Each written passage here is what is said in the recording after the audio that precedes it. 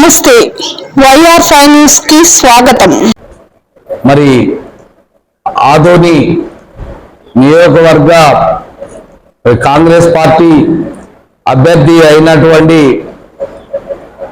గొల్ల రమేష్ యాదవ్ గారు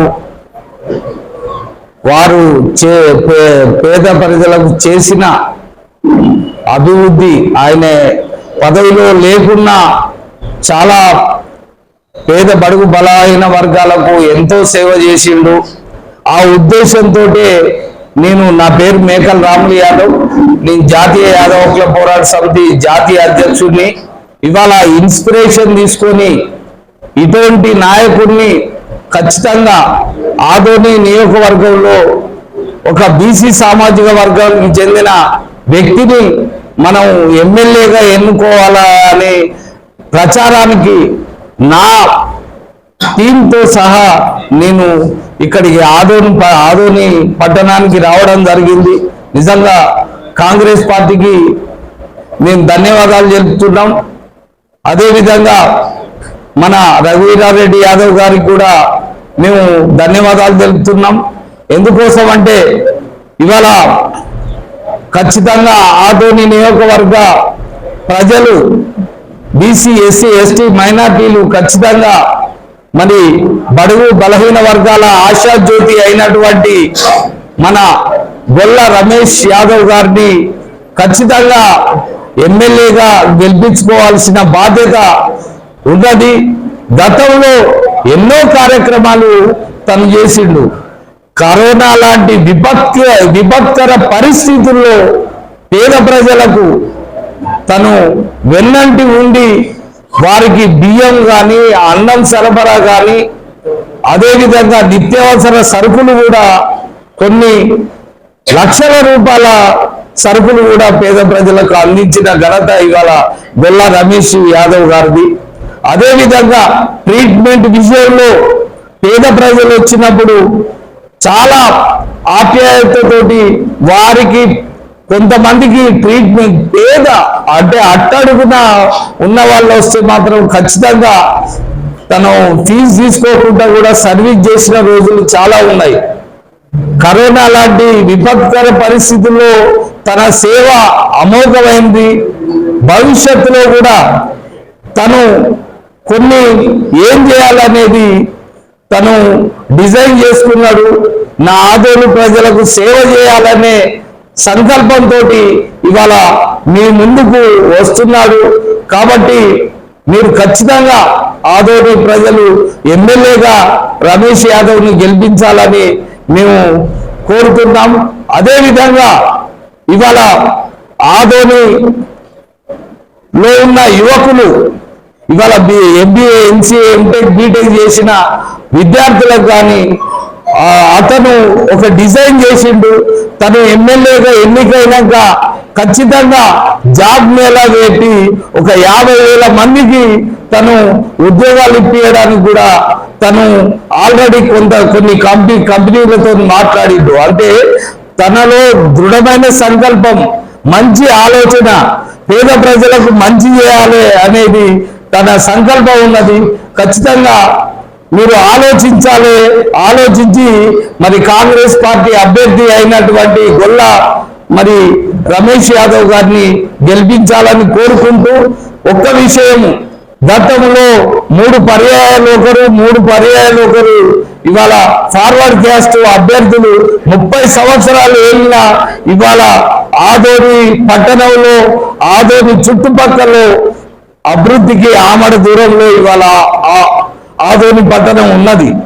ఇవాళ మంచి నిత్యావసరాలైన మంచినీటి సౌకర్యాన్ని కానీ చెత్తను తొలగించడం కానీ అదేవిధంగా ప్రతి డివిజన్లో హెల్త్ క్యాంపులను కానీ అవన్నిటిని కూడా పెట్టి వృద్ధులకు కాంగ్రెస్ పార్టీ ఏదైతే మేనిఫెస్టోలో పెట్టిందో వాటన్నిటికీ 100కు 200% తను బాధ్యత వహించి అవన్నిటినీ కంప్లీట్ గా అతను చేయడానికి ముందుకు వస్తాడు. కాబట్టి ఖచ్చితంగా మన గత రెడ్డి పాలన చూసినాం. ఇవాళ ఒక బీసీ ముందుకు వస్తాడు. కాబట్టి దయచేసి బీసీ, ఎస్సీ, ఎస్టీ, మైనార్టీలందరూ కూడా మరి రమేష్ యాదవ్ గారిని ఆదరించి ఆయనను ఆదోని ఎమ్మెల్యేగా ఓటు వేసి గెలిపించాలని ప్రార్థన. జై BC. BC, BC, SC, ST, మైనార్టీల ఐక్యత. బీసీ, ఎస్సీ, ఎస్టీ, మైనార్టీల ఐక్యత.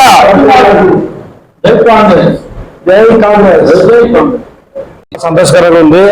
ఎందుకంటే యాదవ్లో రాయలసీమలో ఏ ఒక్కరికి టికెట్ ఇవ్వలేదు.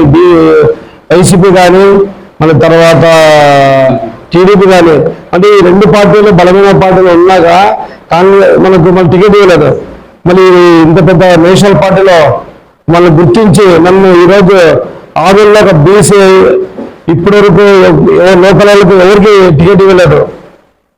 కాంగ్రెస్ పార్టీ కేవలం మనకు బీసీలకు ఇచ్చింది. మన బీసీలు ఇచ్చినందుకు నేను ఒక యాదవుడిగా దాంట్లో ఒక యాదవుడిగా నేను పుట్టినందుకు చాలా సంతోషంగా ఉంది. ఎందుకంటే ఈరోజు జాతీయ అధ్యక్షుడైన మేకలరామ్ గారు, మళ్ళీ అన్నలు అంతా మొత్తం హుసేనప్ప గారు కానీ అన్నలు సాయి యాదవ్, వీరేంద్ర అంటే ఈ నలుగురు వచ్చారు. ఎందుకంటే అంటే ఆదరణలోన బీసీలు బలంగా ఉన్నారు.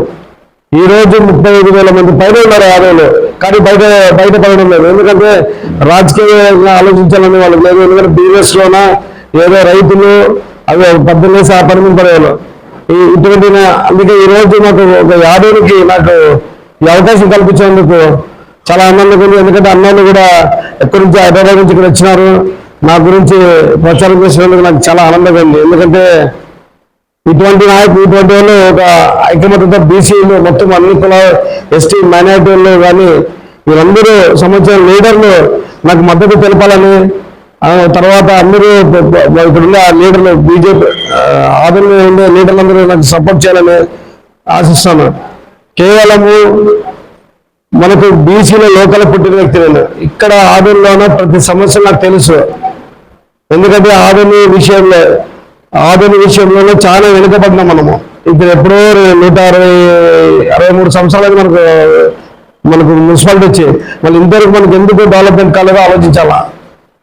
ఈరోజు అండర్గ్రౌండ్ డ్రైనేజీలు, మళ్ళీ కరెంటు కూడా చిన్న రోడ్లు ఆదరణలోన చాలా చిత్రంగా ఉంది.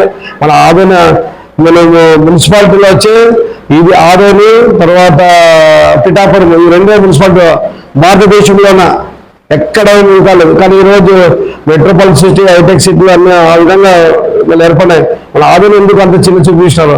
మళ్ళీ ఇప్పుడు ఇంతకుముందు గతంలో 1952 నుంచి పాలించిన నాయకుడి లోపమా, మళ్ళీ లేకుంటే ఈడ ఆధునిక ప్రజల దురదృష్టమని నాకు ఆలోచిస్తున్నాను. కానీ ప్రజలు ఒక్కసారి ఆలోచించండి. ఈ లోకల్ వ్యక్తి ఇక్కడే పుట్టి పెరిగినాను, మీ మనోభావాలు తెలిసిన వ్యక్తి, అన్ని కులాలకు సరిన్యాయం చేస్తాను, ఖచ్చితంగా ఐక్యంగా వెలిగిస్తాను.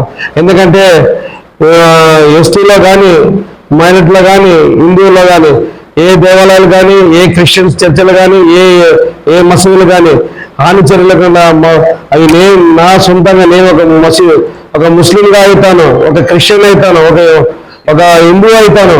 అవి మన ఆశలు మనం సంరక్షించడానికి నేను ముందుంటాను. ఆదరణ ప్రజలు ఆశీర్వదించాలని కోరుకుంటూ ఇటు రమేష్ యాదవ్ మీ బిడ్డను ఆదరణ బిడ్డను